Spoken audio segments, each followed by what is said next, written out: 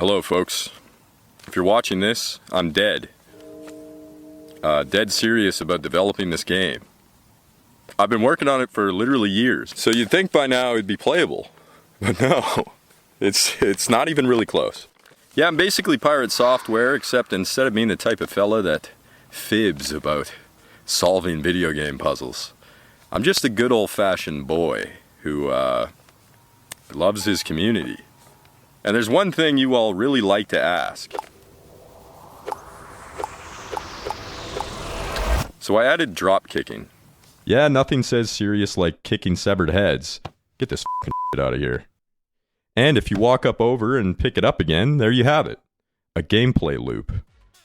But in all seriousness, folks, if you're new here, I'm making a Kenshi-inspired open-world emergent gameplay, high fantasy RPG with Mountain Blade style directional combat, and it's got severed limbs, broken bones, and serious mass building potential. I'm Code for Broke in the flesh for the very first time, and let's hope this video does horribly so I don't have to film my grotesque face ever again. The thing that makes this game most different from Kenshi is direct control over your character. This affords us the option to do some really cool and interesting things with combat, which is what I've been exploring lately. But before we get to that, are you sick of these goblins? You wouldn't know it because I almost never mention it, but I hate these f***ing things. It's just all I ever show off because it's the only race in the game since I made the switch to 3D. People are starting to think this is some kind of goblin game, and it's not. Somewhere along the way, like Rich Piana, we left humanity behind. And that's because the original human model needs to be completely replaced due to my own foolishness when I made it all those years ago. Remember when this game used to use sprites? Good times. A stranger offered to retopo my old mesh, and I took that and made it arguably worse. Then I sculpted a high poly version, baked it onto the original, and threw the first draft into the game with the goblin's animations. I felt it looked alright without ears or genitals, but was actually quite unsettling without a crack. So I gently deepened it, but it still wasn't right. And for some reason, it's very important for me to get this right. So I adjusted some proportions on the torso and delicately added some more geometry. I don't think it's that weird to be 3D modeling men's asses all the time. To be sculpting them. After that, I had to f*** up my workflow 3 or 4 times by deciding I still wasn't satisfied with the character's shape, but I worked it out purely through the strength of my own resolve. I carefully partitioned him into separate limbs and added the T-bone steak bits, which are how I imagine the inside of your stumps would look. I made the Ragdoll and the hitboxes, then I turned the severed limbs into weapons, same as the goblins. You gotta find a way to do what you love, folks. And of course, the strength scaling support was added as well, since what is the purpose of life if not gradually increasing the physical space your body occupies? I hope all this footage of hot ass didn't upset anybody. Your kids are seeing a lot worse on Roblox. I can guarantee you that. The final step of adding a new playable race was getting the existing equipment to fit the new character. Out of the box it looks something like this. Good try, Unity. Not bad at all. Should be an easy fix, we just need blend shapes to conform them to the human body. Well, it turns out it's absolutely not, because Blender and Unity are doing entirely different things when they switch the rig a mesh is parented to. So I needed to line them up manually, so I'm working with the correct reference location when I make the new blend shape.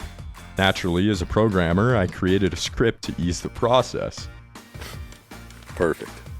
During several missing scenes, I eventually got it all working through an entirely different process than the one I described. And there you have it. Humanity restored. But what now?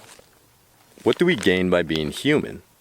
What's the quintessential human power fantasy we now have access to? The correct answer, of course, is American Pro Wrestling. I created an Unarmed idol animation, then a grapple animation, and finally another idol where the character is sort of pretending to hold something.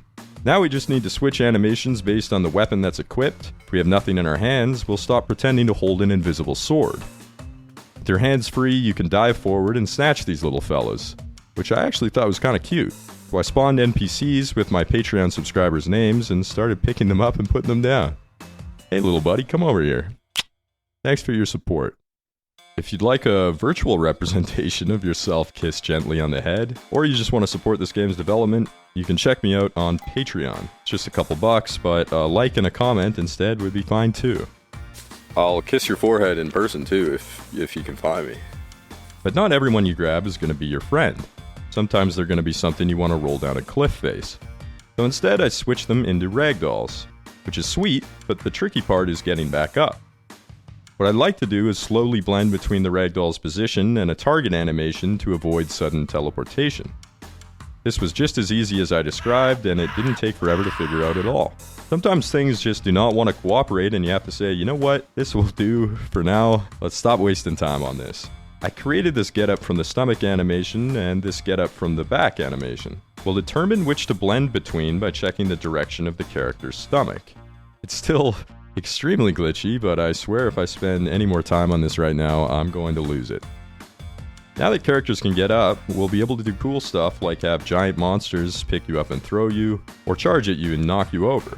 Of course, there is a missing piece, in that without having a weapon equipped, we can't sock these goblins right in their stupid faces.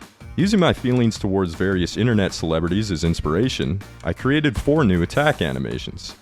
A jab, cross, a hook, and a lead uppercut. And then of course, a replacement for drawing the weapon so we don't have to cock our fists like Henry Cavill when we enter combat. Like everything you see here, this will need to be refined over time. I updated the game to allow different animations and behaviors based on equipped weapon types. Fighting Unarmed, for example, uses a hitbox on the left hand instead of just the right. There was, I would say, the typical number of bugs. But now we can dominate lesser creatures with pure physicality. This improvement will make dual wielding and offhand items simple to add in the future.